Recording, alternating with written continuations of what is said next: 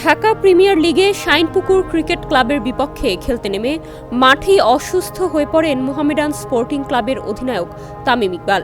পরে দ্রুতই তাকে সাভারের শেখ ফজিলাতুন্নেসা মুজিব হাসপাতালে ভর্তি করা হয়। চিকিৎসকরা জানান ম্যাসিভ হার্ট অ্যাটাক হয়েছে। সাভারের স্থানীয় হাসপাতালে ভর্তির পর বিভিন্ন পরীক্ষা নিরীক্ষা ও এনজিওগ্রাম করে জানা যায় তামিমের হার্টে ব্লক ধরা পড়েছে। এরই মধ্যে হার্টে পরানো হয়েছে একটি রিং। বর্তমানে তিনি আছেন নিবিড় পর্যবেক্ষণে।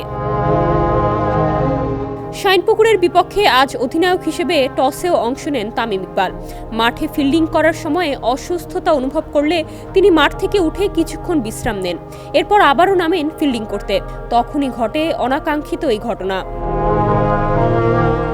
বিসিবির ডাক্তার মঞ্জুরুল হোসেন বলেন, তামিমের এনজিওপ্লাস্ট করানো হয়েছে। তামিমকে ঢাকায় আনতে বিকেএসপিতে একটি হেলিকপ্টার নেওয়া হয়েছিল, কিন্তু অসুস্থতার কারণে তাতে ওঠানো যায়নি। এরপর ফজিলাতুন্নেসা হাসপাতালে রিং পরানোর উদ্যোগ নেওয়া হয়। বাংলাদেশ ক্রিকেট বোর্ডের চিকিৎসা বিভাগের প্রধান দেবাশিস চৌধুরী জানিয়েছেন, তামিমের দুবার হার্ট অ্যাটাক হয়েছিল। প্রথমে তামিমের বুকে ব্যথা হচ্ছিল, তাই কাছেই যে হাসপাতাল সেখানেই নিয়ে যাওয়া হয়। কিছু পরীক্ষা নিরীক্ষা হয়, হার্টের ইসিজি করানো হয়। তখন একটু হালকা সমস্যা দেখা যাচ্ছিল। এখন পরিস্থিতি উন্নতির দিকে। তিনি আরও বলেন, ওর প্রথম রক্ত পরীক্ষায় একটু সমস্যা বোঝা যাচ্ছিল, তাই তামিম নিজেই বলেছিল যে এয়ার অ্যাম্বুলেন্সে ঢাকায় চলে যাবে। ওর অস্বস্তি লাগছিল, তাই বিকেএসপির মাঠে এয়ার অ্যাম্বুলেন্স ডাকা হয়। এরই মধ্যে আবারও ব্যথা শুরু হয়, তাই দ্বিতীয়বার ওকে হাসপাতালে নিয়ে যাওয়া হয়। তখন দেখা যায় একটা ম্যাসিভ হার্ট অ্যাটাকের মতো হয়েছে।